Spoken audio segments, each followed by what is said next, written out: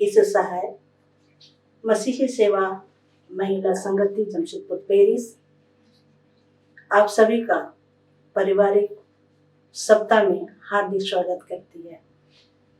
आज का आराधना हम आरंभ करते हैं। आइए हम प्रार्थना करें। धन्यवाद धन्यवाद सामर्थ्य पिता परमेश्वर, हम तेरा धन्यवाद करते प्रभु जी कि आज के दिन को देखने का अवसर दिया, आराधना करने का अवसर दिया प्रभु, इसके लिए हम धन्यवाद देते हैं और प्रार्थना करते हैं। कोरोना की महामारी होने के बावजूद भी तूने मसीही सेवा महिला संगति को खड़ा किया कि हम तेरी महिमा कर सके, तेरी आराधना कर सके। सचमुच में पिता परमेश्वर तू दया का सागर है प्रभु जी, और YouTube के माध्यम से जितने परिवार जुड़े हैं और इस आराधना में शामिल हो रहे हैं प्रभु, हर एक के परिवार को आशीषित कीजिए। हर एक बातों के लिए आपको धन्यवाद देते हैं प्रभु जी, और दुआ करते हैं कि इस आराधना में शुरू से अंत तक आप अपनी उपस्थिति दीजिए। पिता, ये छोटी सी दुआ हम अपने प्रिय पुत्र यीशु नासरी के नाम से मांगते हैं। सुनिए और स्वराज में ग्रहण कीजिए। आमीन। गीत नंबर 157 157।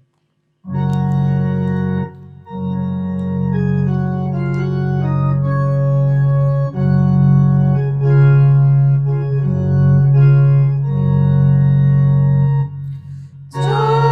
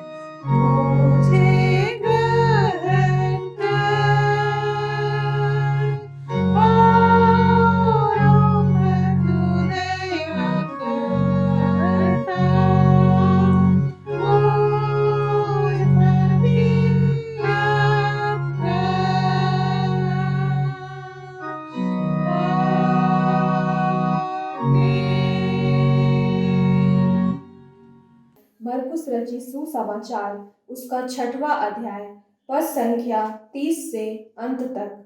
मरकुस रचित सुसमाचार उसका 6वां अध्याय पद संख्या 30 से लेकर अंत तक। प्रेरितों ने यीशु के पास इकट्ठे होकर जो कुछ उन्होंने किया और सिखाया था सब उसको बताया। उसने उनसे कहा, तुम आप अलग किसी एकांत स्थान में चलकर थोड़ा विश्राम करो, क्योंकि बहुत लोग आते जाते थे और उन्हें खाने का अवसर भी नहीं मिलता था।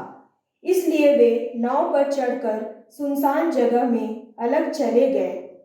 बहुतों ने उन्हें जाते देखकर पहचान लिया और सब नगरों से इकट्ठे होकर वहां पैदल दौड़े और उनसे पहले जा पहुंचे।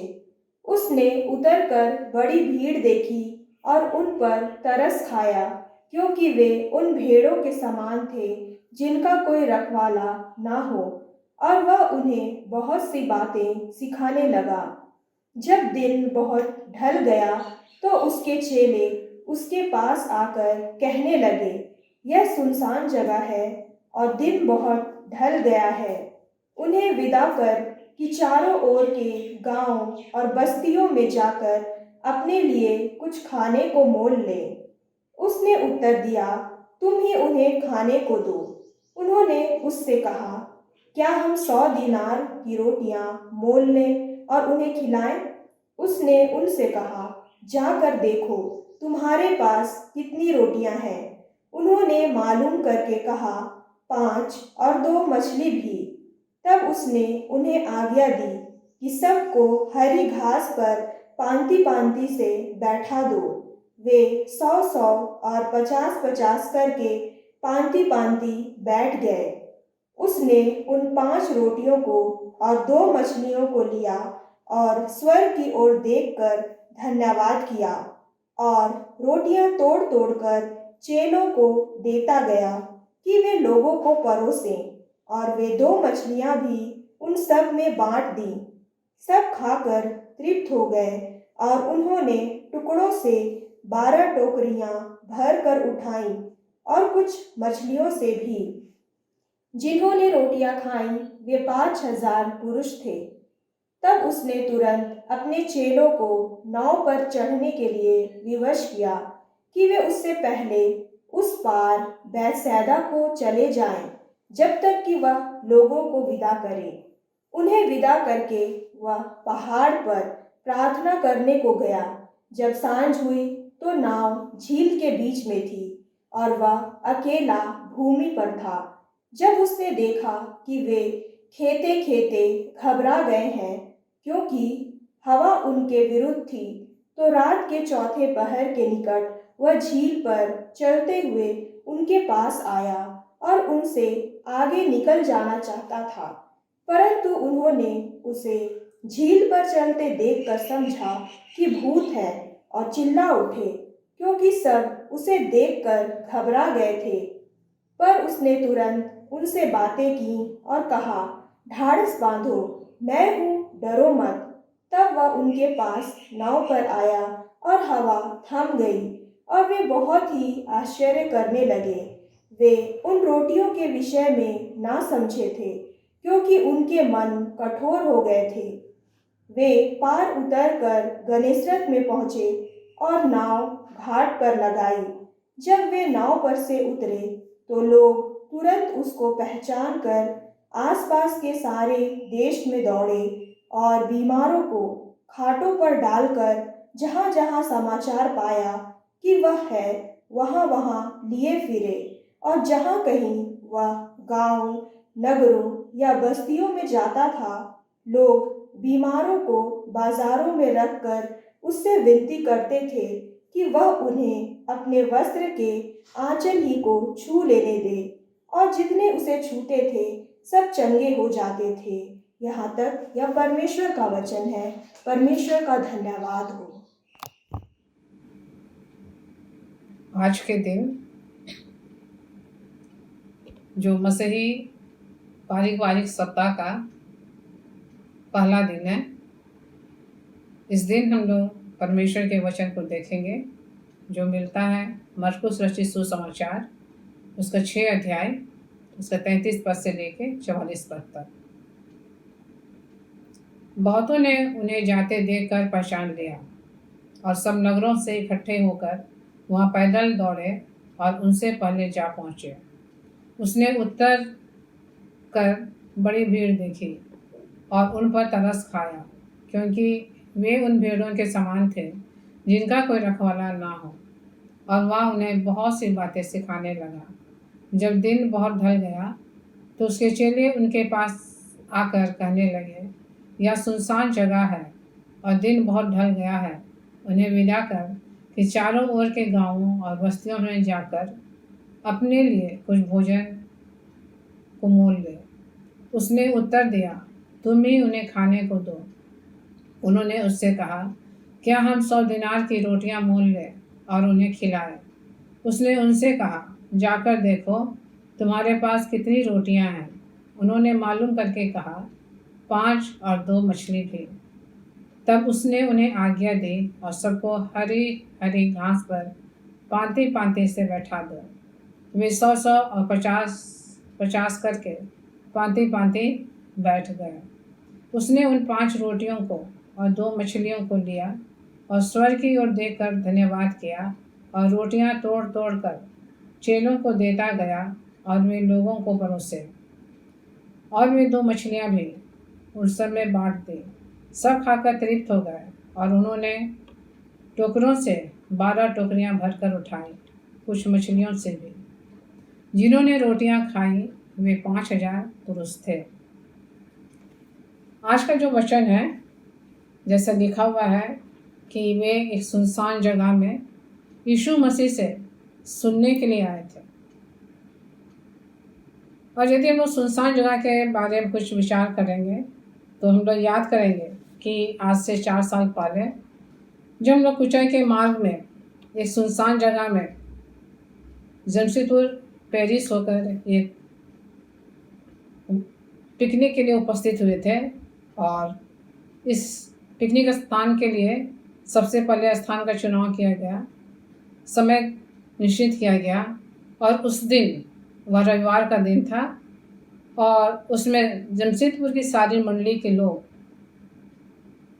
अलग अपने अपने लोकलों से उस स्थान में वहाँ पहुँचे।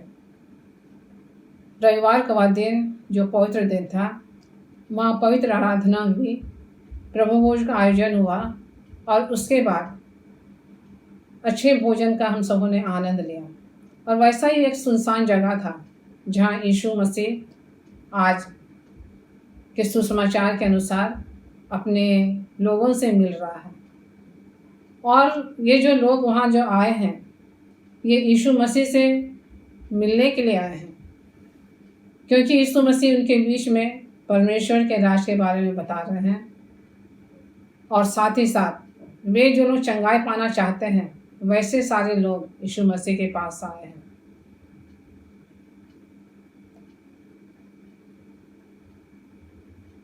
समय बीतता जा रहा है, देर होती जा रही है और जैसा वचन में लिखा हुआ है कि दिन ढल रहा था, दिन बहुत ढल गया था।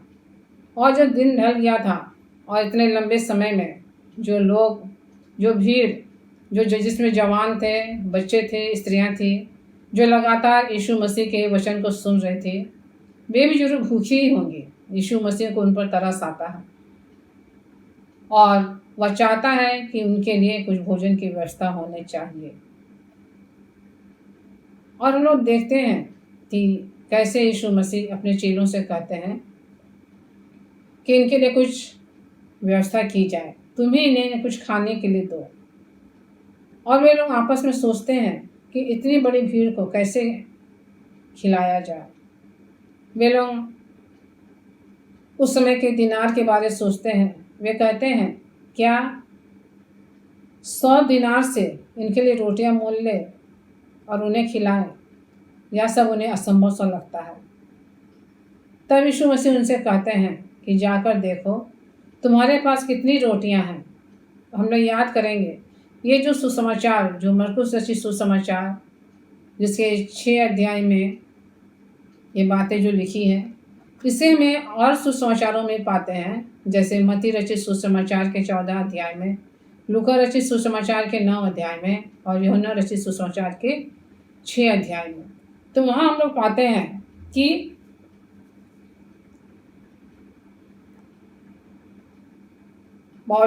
पतरस के भाई जो अंद्रयास था वह यीशु से कहता है कि यहाँ एक लड़का है जिसके पास जौ की 5 रोटी और 2 मछली है। उतनी बड़ी भीड़ में, जिसके बारे में बताया जाता है कि 5000 सिर्फ पुरुषों की भीड़ थी, उतनी बड़ी भीड़ में सिर्फ 5 रोटी और 2 मछली जो एक जवान के द्वारा लाया गया था उसे यीशु मसीह के हाथों में दिया जाता है, क्योंकि इतनी बड़ी भीड़ में सिर्फ उतनी ही रोटी और मछली थी, 5 रोटी और 2 मछली थी। यीशु मसीह उस रोटी को लेते हैं, मछलियों को लेते हैं और जैसे उन्हें कहा गया था, उन्हें आज्ञा दी गई थी कि जो भीड़ है उन्हें अनुशासन तरीके से 100-100 करके और 50-50 करके पांति में बैठाया जाए। चेले यीशु मसीह की कहना को मानते हुए लोगों को उसी तरह बैठाते हैं और यीशु मसीह स्वर्ग की ओर देखकर रोटियों को और मछलियों को धन्यवाद देते हैं और उन्हें तोड़ते हुए अपने चेलों को देते हैं और चेले लोगों को परोसते हैं रोटियों को, मछलियों को, और सब खाकर तृप्त हो जाते हैं। यदि हम लोग इस घटना को देखते हैं तो हम लोग याद करेंगे कि यदि हम लोग वचन में जाते हैं तो इस्राएली लोग जब मिस्र से निकल रहे थे, वे भी मूसा के पास आके कहने लगे, रोटी मांगने लगे, खाने के लिए मांगने लगे। तब मूसा ने उन्हें कहा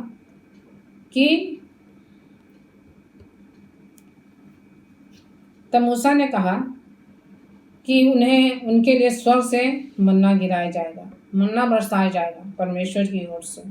और यह मन्ना करीब 40 वर्ष तक गिरा, स्वर्ग से गिरा और इसे इस्राएली लोग खा के तृप्त हुए। इसके बारे में बताया जाता है कि यह मन्ना जो था वह सोमवार से लेकर शुक्रवार तक करीब यदि दिन की संख्या करें तो 12,530 दिन तक वह मन्ना गिरा और उसे इस्राएली लोग उठाए और उसको खाते थे।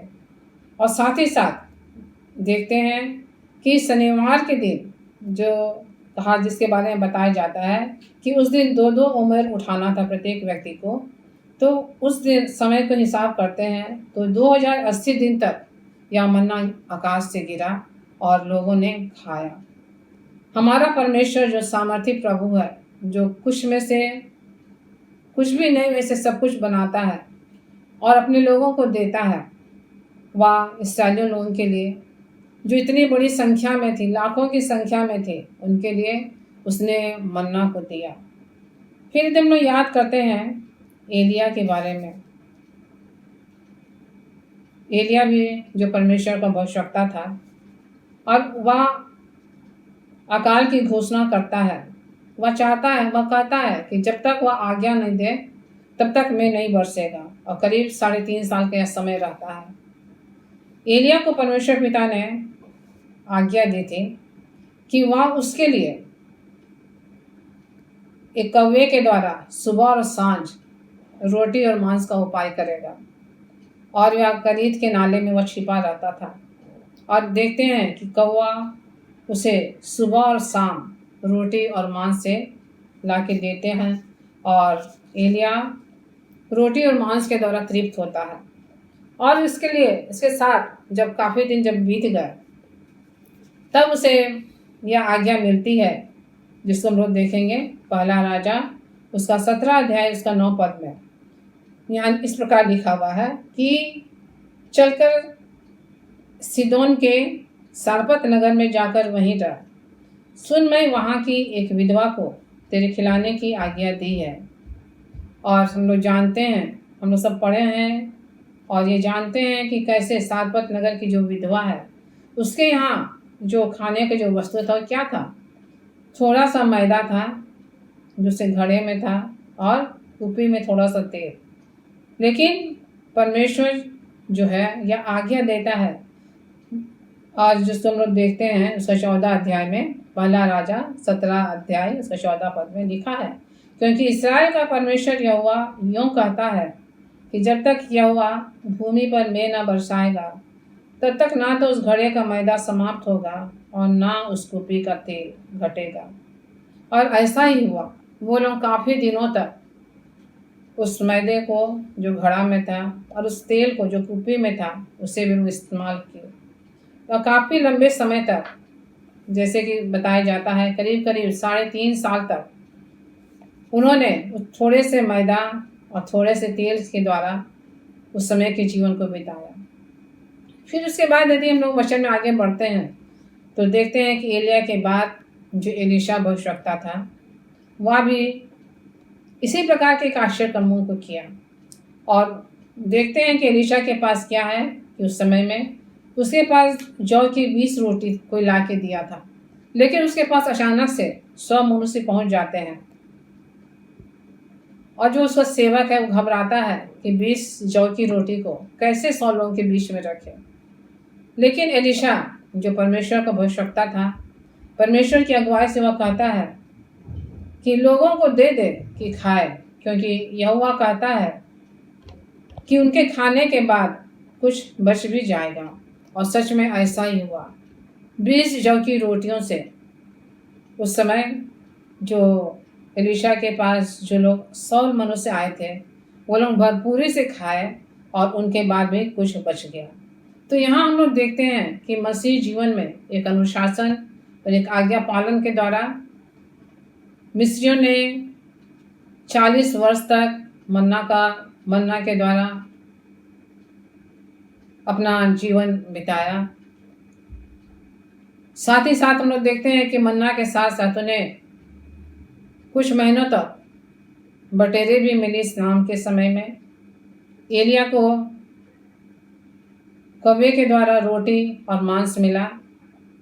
फिर देखते हैं कि एलिया को सारपत की विधवा के द्वारा रोटी भी मिला जो मैदा और तेल से बना हुआ रहता था। हम लोग देखें कि एलीशा के पास भी कि जौ की 20 रोटी के द्वारा उसने 100 लोगों को अच्छा से खाना खिलाया।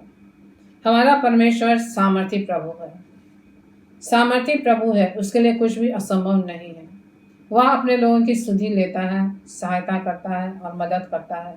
और हम लोग जैसे देखें कि यीशु मसीह ने भी इस सुनसान जगह में जो लोग उसके प्रेमी थे, जो लोग उसके डरवैये थे, जो लोग उसके सुनने के लिए आए थे, जो लोग परमेश्वर के राज के बारे में सुन रहे थे, जो चंगाई पाने के लिए आए थे, उन सबों को यीशु मसीह ने भी 5 रोटी और 2 मछलियों से तृप्त किया।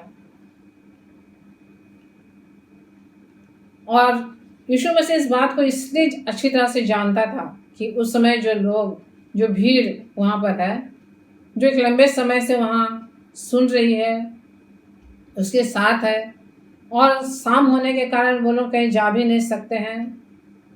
ऐसी परिस्थिति में यीशु मसीह उनके लिए सब कुछ करने का तैयार हो जाता है, क्योंकि कुछ दिन पहले ही तो यीशु मसीह की सेवकाई आरंभ हुई थी। यीशु मसीह का जो सेवकाई था वह 3.5 साल का था। और हम लोग याद करते हैं कि जब यीशु मसीह का बपतिस्मा हुआ और वह पवित्र आत्मा से जब भरा गया, इसको हम लोग देखेंगे लूका रचित सुसमाचार उसका 4 अध्याय में, कि वहाँ इस प्रकार लिखा हुआ है कि फिर यीशु पवित्र आत्मा से भरा हुआ यरदन से लौटता और 40 दिन तक आत्मा के सिखाए जाने से जंगल में फिरता रहा और शैतान उसकी परीक्षा करता रहा। उन दिनों में उसने कुछ न खाया। जब वे दिन पूरे हो गए तो उसे भूख लगी। तब शैतान ने उससे कहा, यदि तो परमेश्वर का पुत्र है तो इस पत्थर से कह दे कि रोटी बन जाए। यीशु ने जवाब दिया, मनुष्य केवल रोटी से जीवित ना रहेगा। यीशु मसीह उस भूख को जानता था जो उसे लगी थी, और शैतान भी जान रहा है कि यीशु मसीह भूखा है। और शैतान यीशु मसीह की परीक्षा करके कहता है कि यदि तू परमेश्वर का पुत्र है तो पत्थर से कह कि रोटी बन जा। शैतान जानता था कि यीशु मसीह ऐसा करने में सक्षम है, लेकिन यीशु मसीह शैतान के सामने झुका नहीं। उसने कहा, मनुष्य केवल रोटी से जीवित ना रहेगा। और इस प्रकार हम लोग देखते हैं यीशु मसीह की उस भूख के अनुभव के कारण ही उसने उस बड़ी भीड़ के लिए उस 5 रोटी और 2 मछली का उसने उपयोग किया। और यह उपयोग इसलिए किया कि वह सामर्थी प्रभु है। और हम लोग देखते हैं जब एक भीड़ जो 5 रोटी और 2 मछलियों के द्वारा तृप्त हो गई, तो वे लोग यीशु को राजा बनाना चाहते थे, राजा बनाना चाहते थे।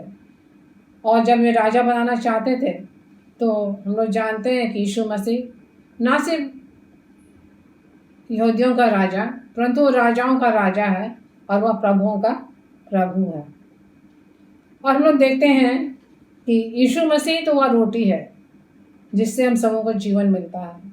यीशु मसीह ने कहा, इसको हम लोग देखते हैं यूहन्ना रचित सुसमाचार उसका 6 अध्याय का 35 पद में यहाँ लिखा हुआ है कि यीशु ने उनसे कहा, जीवन की रोटी मैं हूँ, जो मेरे पास आता है वह कभी भूखा ना होगा और जो मुझ पर विश्वास रखता है वह कभी प्यासा ना होगा।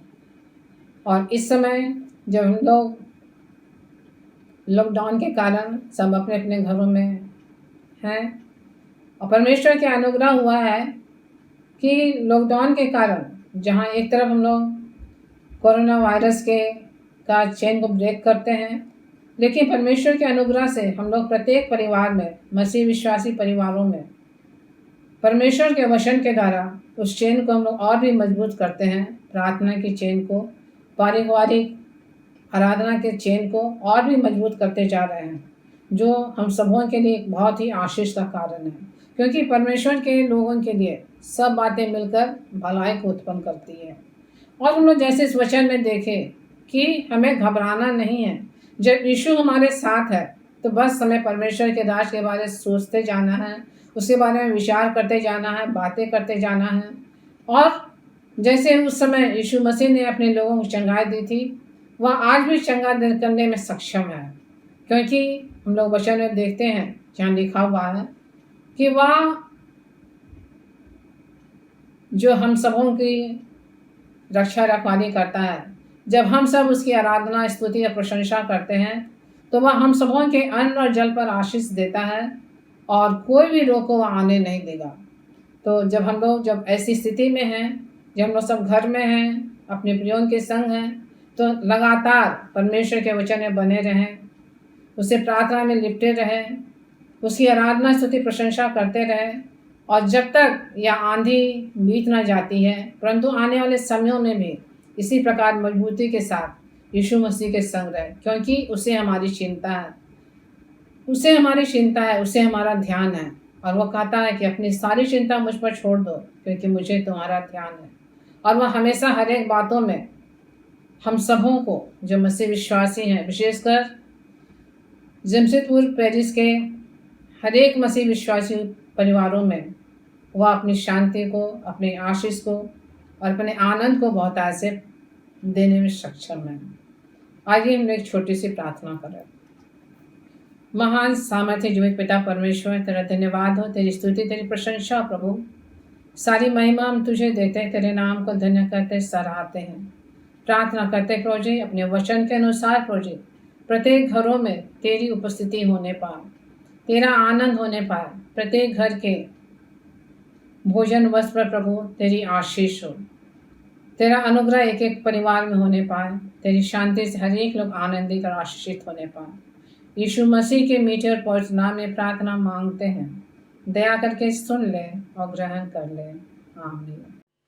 गीत नंबर 189 189।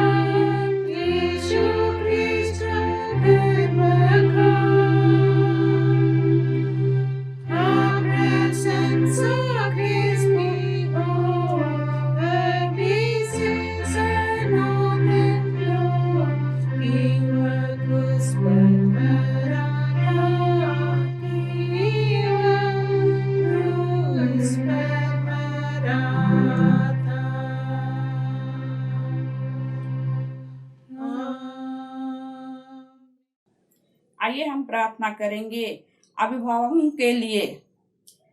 हे सर्वशक्तिमान परमेश्वर पिता, तूने मनुष्य को अपने समानता और स्वरूप के अनुसार बनाया है। हम प्रार्थना करते हैं विश्व में जितने भी बुजुर्ग अवस्था में है, उन सभी माता पिताओं को तू अपने उपस्थित में रख। उनकी सुधि ले, हर प्रकार के बीमारियों से उन्हें बचा रख। शारीरिक रूप से और मानसिक रूप से स्वस्थ रख। तूने अपने वचन में कहा है, मैं तेरी आयु को बढ़ाऊंगा। तेरे वचन के अनुसार तू उन्हें लंबी उम्र दे। तू उनके मंदिर में डेरा डाल और सदा वे तेरी उपस्थिति में आनंद से भरा हुआ जीवन व्यतीत करे। उसी हमारे प्रभु यीशु ख्रीस्त के द्वारा, आमीन। आइए हम ख्रिस्तीय घरानों के लिए प्रार्थना करें। धन्यवाद धन्यवाद धन्यवाद पिता परमेश्वर, हम आपको हृदय से धन्यवाद करते हैं प्रभु जी कि आपने हमें सुंदर दिन दिया है परमेश्वर पिता, सुंदर समय दिया है परमेश्वर पिता। इसके लिए हम धन्यवाद करते हैं प्रभु जी। और परमेश्वर पिता, आपने हम सबको जीवितों के बीच में जीवित रखा है प्रभु जी। इसके लिए धन्यवाद करते हैं मेरे खुदावन, और प्रार्थना करते हैं प्रभु जी सारे घरानों के लिए मेरे परमेश्वर पिता। जिस घरों में परमेश्वर पिता क्लेश है प्रभु जी आपकी शांति को मांगते हैं परमेश्वर पिता, आपके राज्य को मांगते हैं परमेश्वर पिता। होने दे परमेश्वर पिता प्रभु कि ये सारे शैतानी युक्तियों को यीशु के नाम से नष्ट करते हैं पिता परमेश्वर। और प्रार्थना करते हैं पिता कि आपकी मेल मिलाप की आत्मा सारे घरानों में और सारे परिवारों में आने पाए प्रभु जी परमेश्वर, और होने दे प्रभु सबको ज्ञान और बुद्धि और समझ दे प्रभु जी। और जो नशे की आदत परिवार को तोड़ती है प्रभु जी, वो नशे की आदत यीशु के नाम से दूर चली जाए। और प्रभु प्रार्थना करते हैं खुदावन की जो परिवार कर्ज में आकर परेशान है प्रभु जी और बहुत ज़्यादा चिंतित है परमेश्वर पिता प्रभु जी, होने दे प्रभु जी परिवार में प्रभु की वो सारे कर्ज प्रभु आप चुका दे परमेश्वर पिता, क्योंकि आप उपाय करने वाले परमेश्वर पिता हैं प्रभु। हम धन्यवाद देते हैं पिता और प्रार्थना करते हैं प्रभु कि जो परिवार कई परेशानियों में हैं पिता, जो बीमारियों में हैं पिता, और कितने परिवार दुष्ट से जकड़े हुए हैं पिता परमेश्वर, हम ऐसे सारे दुष्ट कार्यों को यीशु के नाम से नष्ट करते हैं पिता परमेश्वर। और तेरे ब्लेसिंग को, तेरे स्वर्ग दूतों को उन परिवारों को उनके इर्द गिर्द रखते हैं प्रभु जी। हाँ पिता परमेश्वर कि आप उनकी रक्षा करें प्रभु जी। हाँ पिता परमेश्वर, क्योंकि आप पारिवारिक आशीष देते हैं प्रभु जी। हाँ प्रभु, आपकी आशीष का सोता है प्रभु जी परमेश्वर। आपका धन्यवाद हो प्रभु। आप जिस घर में आप होते हैं प्रभु जी, उस घर में क्लेश नहीं होता प्रभु जी। हम आपको धन्यवाद देते हैं पिता परमेश्वर। विश्वास करते हैं प्रभु जी कि आपकी ब्लेसिंग इस परिवारों में मिली है मेरे परमेश्वर पिता। हाँ पिता परमेश्वर, हर एक कष्टों से उन्हें छुटकारा दिए हैं प्रभु, जिसके लिए हम धन्यवाद करते हैं मेरे परमेश्वर पिता। अब प्रार्थना करते हैं प्रभु जी पूरे परिवार के लिए मेरे परमेश्वर पिता। मेरे खुदावन जो बच्चे हैं परमेश्वर पिता, उन्हें भी आशीषित कीजिए प्रभु जी। और परमेश्वर पिता जो भटक गए हैं प्रभु जी, बहुत सारे लोग ऐसे हैं जो परमेश्वर पिता मेरे खुदावन जो आपके ओर से भटके हुए लोग हैं मेरे परमेश्वर पिता परिवारों में प्रभु जी। ऐसे सारे लोगों को परमेश्वर पिता अपनी आशीषों से भर प्रभु जी, और उनके मन को फेर कर परमेश्वर पिता आप अपनी ओर ले आइए मेरे परमेश्वर पिता, ताकि प्रभु जी वो आपके पीछे चलने वाले हो सके मेरे परमेश्वर पिता। मेरे महान परमेश्वर पिता अपनी आशीषों को उंडेल दे परमेश्वर पिता। कि परमेश्वर पिता ये घराना परमेश्वर पिता मेरे खुदावन आशीषित हो जाए मेरे परमेश्वर पिता। मेरे खुदावन हम प्रार्थना करते प्रभु जी कि हर एक घरानों में परमेश्वर पिता घटी कमी होती है मेरे परमेश्वर पिता, हर एक घटी कमी को दूर करिए मेरे परमेश्वर पिता, अपनी आशीषों को बरसाइए मेरे परमेश्वर पिता। मेरे खुदावन हम सभी को परमेश्वर पिता, हम सब घरानों को परमेश्वर पिता हम आपके हाथ में सौंपते हैं मेरे परमेश्वर पिता। हर तरह से शुद्धि ले प्रभु जी, और परमेश्वर पिता प्रार्थना करते हैं मेरे खुदावन कि परमेश्वर पिता सबके हृदयों में आ जाइए मेरे परमेश्वर पिता, समा जाइए मेरे परमेश्वर पिता, कि हम सारा घराना परमेश्वर पिता आपके पीछे चलने वाले हो सके प्रभु जी, और आशीषित हो मेरे परमेश्वर पिता। मेरे खुदावन हम प्रार्थना करते हैं परमेश्वर पिता इस पूरे घरानों के लिए, परिवारों के लिए परमेश्वर पिता, कि आपकी आशीष हम सब पर बने रहे मेरे खुदावन, मेरे महान परमेश्वर पिता। हर एक बीमारियों से, हर एक कष्टों से, हर एक परेशानियों से हमें बचा के रखिए मेरे परमेश्वर पिता। और प्रार्थना करते हैं प्रभु जी आपके प्रेम को परमेश्वर पिता, आपके आशीषों को चाहते हैं परमेश्वर पिता, कि इस घर में परमेश्वर पिता आपकी आशीष, आपका प्रेम बने रहे मेरे परमेश्वर पिता। मेरे खुदावन सारे लोग जो परमेश्वर पिता एक दूसरे के मेल मिलाप में रहे मेरे परमेश्वर पिता, ताकि प्रभु आपके प्रेम को पहचाना जाए मेरे परमेश्वर पिता। मेरे खुदावन हम प्रार्थना करते हैं प्रभु जी आपका मुख का प्रकाश हम पूरे घरानों पर चमकने पाए मेरे परमेश्वर पिता। धन्यवाद करते हैं मेरे खुदावन, मेरे महान परमेश्वर पिता, हर एक बातों के लिए, हर एक प्रार्थना के लिए परमेश्वर पिता, जो आपने हमारी प्रार्थना को सुना है मेरे खुदावन, मेरे महान परमेश्वर पिता। हम धन्यवाद देते हैं प्रभु जी हर एक बातों के लिए प्रभु जी। मेरे खुदावन विश्वास करते हैं परमेश्वर पिता कि आपने हमारी प्रार्थना को सुना है मेरे खुदावन, और इस प्रार्थना को परमेश्वर पिता हम आपके हाथ में सौंपते हैं प्रभु जी। हमारी ये प्रार्थना को सुनिए और ग्रहण कीजिए, प्रभु यीशु मसीह के नाम से मांगते हैं, आमीन। आइए हम अपने देश के शांति और मेल के लिए प्रार्थना करेंगे। आइए हम प्रार्थना करें। धन्यवाद देते मेरे महान जीते पिता परमेश्वर जी, हम आपको हृदय से धन्यवाद देते हैं राजा, कि आपने हमें इस दिन को देखने के लिए प्रभु जी मौका दिया है। प्रभु जी हम आपको हृदय से धन्यवाद देते हैं इस दिन में प्रभु जी हमें जीवित रखने के लिए, और प्रभु जी इस सुंदर दिन को देखने के लिए धन्यवाद देते हैं प्रभु जी, कि आपने हमें बचाए रखा, कि हम जीवितों की मंडली में रहें, कि हम आपकी महिमा और स्तुति करने सके। धन्यवाद देते हैं प्रभु जी, धन्यवाद देते हैं प्रभु जी, कि आपने हमें अब हमारे पापों से प्रभु जी को क्षमा किया है। प्रभु जी हम आपका हृदय से धन्यवाद देते हैं और प्रार्थना करते हैं, विशेष प्रार्थना, कि हमारे देश में जो महामारी फैल रही है उसके कारण बहुत से लोगों में अशांति फैली हुई है।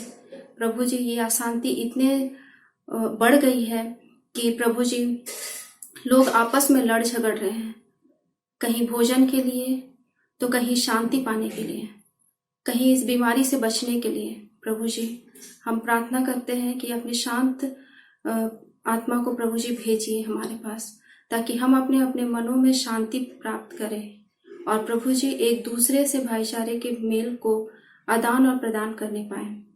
प्रभु जी धन्यवाद देते हैं प्रभु जी, आपने हमारी प्रार्थनाओं को सुनता है। प्रभु जी जो भी बीमार है उन्हें आशीषित करें, और जो उन्हें देखभाल करने वाले हैं उन्हें भी आशीषित करें, कि आपकी महिमा और स्तुति होने पाए।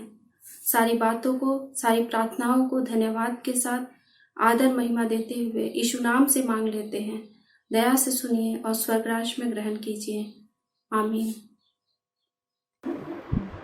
आइए हम समापन प्रार्थना करें। धन्यवाद समर्थ पिता परमेश्वर, हम फिर से तेरे चरणों तले आते हैं प्रभु जी, और पिता तुझसे प्रार्थना निवेदन करते हैं प्रभु, कि आज की आराधना में शुरू से अंत तक हमारे साथ रहे।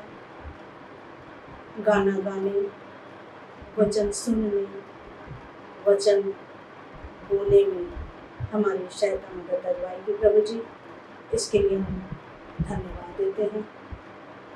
हाँ पिता मेरे राजा, हम दुआ करते हैं यूट्यूब के माध्यम से सभी परिवार को आशीषित किया। पिता हमें से हर एक के स्वास्थ्य को चंगा रखिए, ताकि तेरी महिमा हम प्रतिदिन करते रहें और तुझसे प्रार्थना करते हैं हमें से हर एक को संभाले रखें। सारी महिमा हम आपको देते हैं और ये प्रार्थना यीशु मसीह के नाम से मांगते हैं। सुनिए और स्वर्गराज में ग्रहण कीजिए। आमीन। आइए हम अनुग्रह वचन एक साथ करें। हमारे प्रभु यीशु ख्रिस्त का अनुग्रह और ईश्वर पिता का प्रेम और पवित्र आत्मा की सहभागिता हम सभी के साथ सर्वदा रहे।